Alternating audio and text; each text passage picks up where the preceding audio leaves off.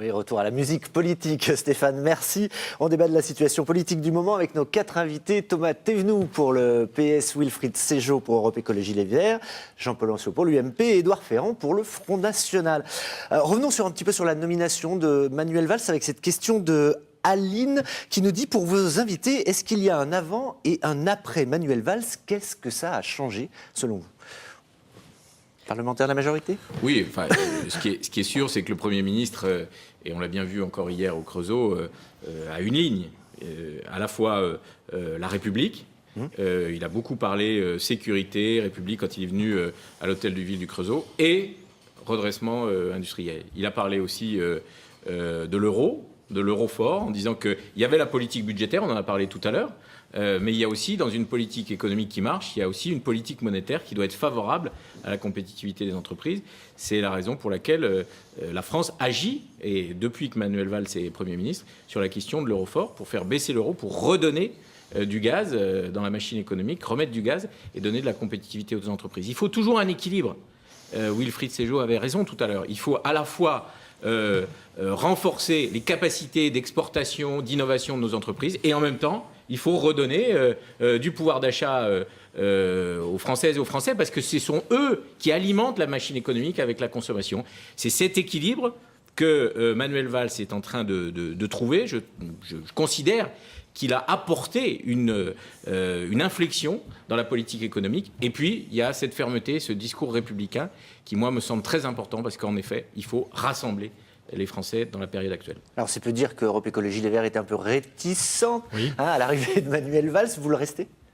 Oui, on reste réticent, mais on attend aussi de voir. Là, beaucoup de chantiers sont lancés, peut-être trop. On a quand même une impression d'accumulation et peut-être d'une forme de précipitation. Je l'ai dit, nous, on déplore une politique économique qui reste assez libérale.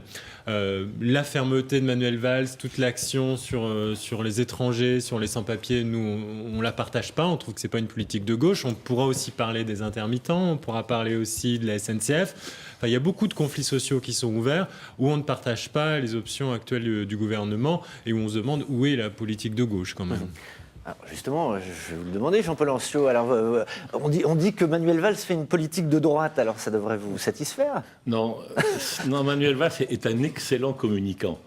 Mais il faut quand même se souvenir que c'est pas loin. Emmanuel Valls, dans les primaires, il a fait 6%. Donc il n'est pas représentatif du tout des militants. Mais c'est le Premier ministre. Et des sympathisants. Il faut reprendre les choses, parce qu'il y a toujours une explication. Il n'est pas représentatif des militants et sympathisants socialistes, ça c'est très clair. Et moi, je ne vois pas de différence fondamentale entre ce que faisait Ayrault et ce que fait Valls, puisque de toute façon, à la manœuvre, c'est le président qui est à la barre, et c'est normal. Et souvent, d'ailleurs, il y a confusion. Moi, je demande à voir avec un peu plus de temps, mais au contraire, je crois que Valls, ça représente pour l'avenir politique un danger, dans la mesure où plus les choses vont mal aller, plus il va se trouver minoritaire, parce qu'il y fait des concessions avec les rebelles, avec les Verts, avec tout le monde, mais à un moment, il ne pourra plus faire de concessions. Et là, le problème sera grave pour le gouvernement en place et pour mon pays qui est la France. Édouard Ferrand? Que de temps perdu. Ça fait 2 ans que François Hollande est au gouvernement et aujourd'hui, les choses n'avancent pas. Au contraire, elles régressent. Plus de chômage, plus d'austérité, moins de croissance. Je crois que Manuel Valls, c'est la dernière chance de François Hollande. Mais c'est un peu aussi un cauter sur une jambe de bois. Je crois que Manuel Valls, s'il ne réussit pas à relancer la croissance et à faire baisser le chômage, eh bien, nous allons vers une dissolution. Et je crois que c'est aujourd'hui la seule solution. La seule solution, c'est de réconcilier les Français avec leurs hommes politiques. Et je crois qu'aujourd'hui, plus rapidement il y aura une dissolution, plus la France pourra justement se remettre debout et marcher.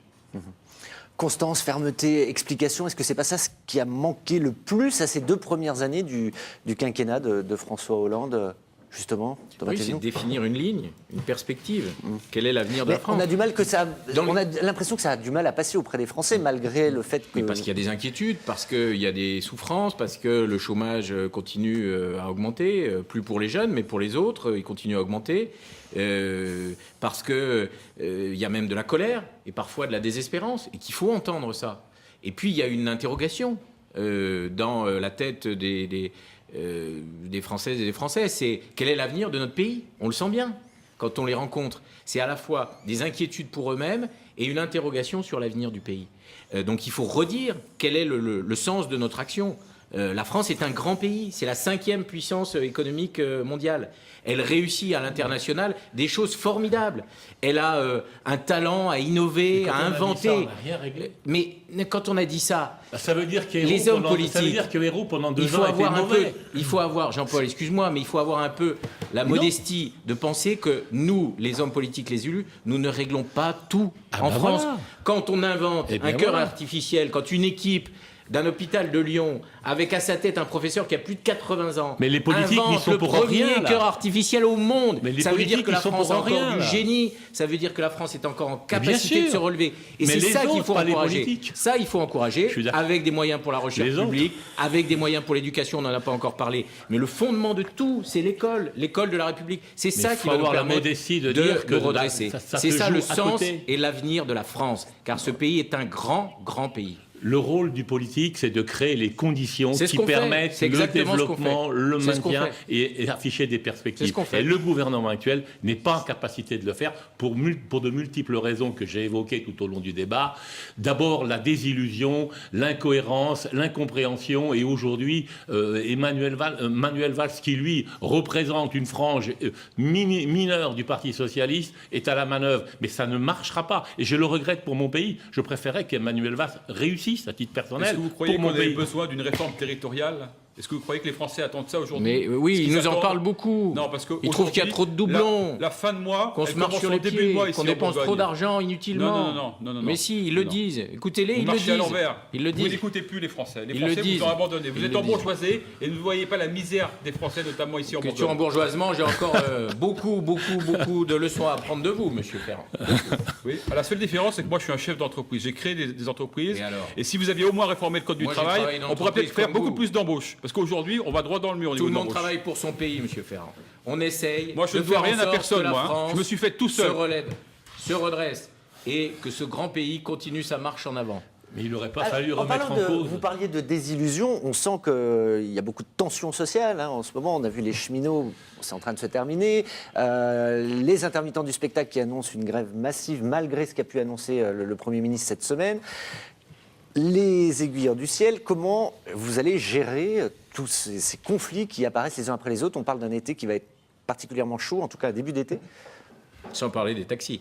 Un dossier que vous Les connaissez bien. intermittents du spectacle, je veux en dire un mot. Je pense que la culture, dans ce pays, ça fait partie de notre richesse, de notre patrimoine, de notre histoire, mais aussi de notre richesse. Ça crée de la valeur, ça crée de la richesse pour notre pays. Donc moi, je suis satisfait que Manuel Valls ait fait des gestes. Je pense que ce domaine de la culture doit être sanctuarisé dans les priorités. la portée est Reculer, très- il a fait que reculer. Oui, mais la On portée gagne est- 6 Non, mois. non, non. La porte est très Non, étroite. puisque le Mais non, corps va tout- être agréé Non, et que on gagne l'État 6 mois, va c'est tout. mettre Mettre- sur la table Voilà. une indemnisation pour les intermittents. Pour tenir 6 mois. Pour tenir, 6 mois. pas 6 mois, Si, pour si. aller jusqu'à une réforme de Jusqu'à plus Noël. grande ampleur. La culture, c'est très important. Mais Jean-Paul. on est d'accord. Très, Sauf très important. que Et moi, on j'y tient- suis très on attaché. tient que 6 mois. Ce dossier-là, tous les ministres de la Culture ont tenté d'apporter des éléments de solution. On ne va pas rentrer dans cette mécanique des indemnisations. C'est pas sérieux le Oui, ça fonctionnement montre aujourd'hui. l'impuissance du Mais, précédent on a- gouvernement. mais, Oui, mais ça, avant, je suis mais tout à déjà fait d'accord avant, avec toi. mais la gauche avant s'y était essayée. Tout à fait d'accord. Complètement C'est tout. impuissant, le Mais précédent on- gouvernement. Sur un Moi, la dossier comme culture, c'était celui-là, une priorité. non, vous Mais là, avez c'est remis, pareil. vous Au lieu avez de remis en toucher- cause. Ne parlez pas tous en même temps. Non, rien vous compris. Au lieu de toucher au vous pauvres, avez- vous attaquez les Est-ce qu'on peut petits. dire un Non, mot, ou vous est-ce avez, que vous oui, discutez juste entre un vous mot. trois Vous avez remis en cause un certain nombre de choses et c'est fort dommage. Ne serait-ce qu'encore un exemple concret, le jour de carence. Supprimer le jour de carence et aujourd'hui un certain nombre de députés socialistes disent il va falloir le remettre. Vous voyez, on pourrait citer tout un tas d'exemples. La défiscalisation des heures supplémentaires. Mais là, c'était un il y avait accord du pouvoir d'achat. c'était un accord. Mais non, mais entre tout ça les n'est pas partenaires sérieux. sociaux. Wilfried Oui. Séchaud. Sur les intermittents, moi, je pense qu'il faut avant toute chose que le gouvernement ne ratifie pas l'accord du 22 mars. Et ensuite, Mais c'est compliqué le de temps- ne pas ratifier idiot. quelque chose qui a été validé par des Oui, mais organisations représentatives. c'est à ce prix-là qu'on pourra ouvrir une vraie discussion avec les intermittents. On ne peut pas leur braquer un pistolet sur la tempe en leur disant vous inquiétez pas, on va apporter quelque chose. Si les intermittents alors oui. sont prêts à faire grève, vous vous rendez compte ce que c'est pour eux? C'est vraiment la saison où ils travaillent le plus. C'est là où ils vont avoir des cachets justement pour valider leur intermittent. S'ils disent on est prêt à faire grève, c'est que la situation est extrêmement grave et préoccupante. Et c'est un serpent de mer cette histoire. Ça fait fait des années que la condition des intermittents se dégrade. C'est pas un privilège. Vous savez que le salaire médian d'un intermittent, c'est 1 000 € par mois. Hein. Donc, on parle pas de gens qui gagnent des milliers et des cents. Donc, vraiment, moi, je pense qu'il faut remettre les choses à plat. Et pour discuter tranquillement, il faut au moins suspendre ce protocole du 22 mars. Sur la SNCF, on a trop parlé de cette grève uniquement sur le terme prise en otage, etc. Quand on discute avec les agents de la SNCF, avec les conducteurs, ils sont très inquiets. Ils sont très inquiets parce qu'il y a un service public qui se dégrade. Il y a moins de surveillance sur la qualité des voies. Il y a moins d'entretien du matériel. Et ça produit l'accident de Bretigny. L'accident de Bretigny, c'est à un moment donné parce que le service public se dégrade et qu'il y a moins d'équipes sur place pour entretenir les voies. Et ça, il faut en parler parce que ça concerne tous les usagers du train qui, je pense, peuvent être d'accord sur le fait qu'il faut maintenir la qualité de notre service public de transport ferroviaire en France. Aujourd'hui, on a un vrai problème dans les prisons.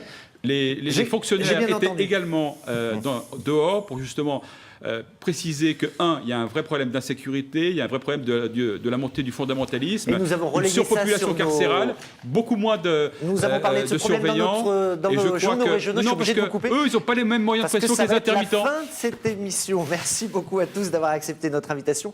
Je vous rappelle que vous pouvez la voir ou la revoir sur notre site internet bourgogne.france3.fr. C'était donc aujourd'hui la dernière voix et libre de la saison. Nous vous donnons rendez-vous à partir du mois de septembre. Bien évidemment, pour l'heure, c'est le 12-13 qui se poursuit avec l'édition nationale et internationale. Très bel après-midi à tous. Merci de votre fidélité.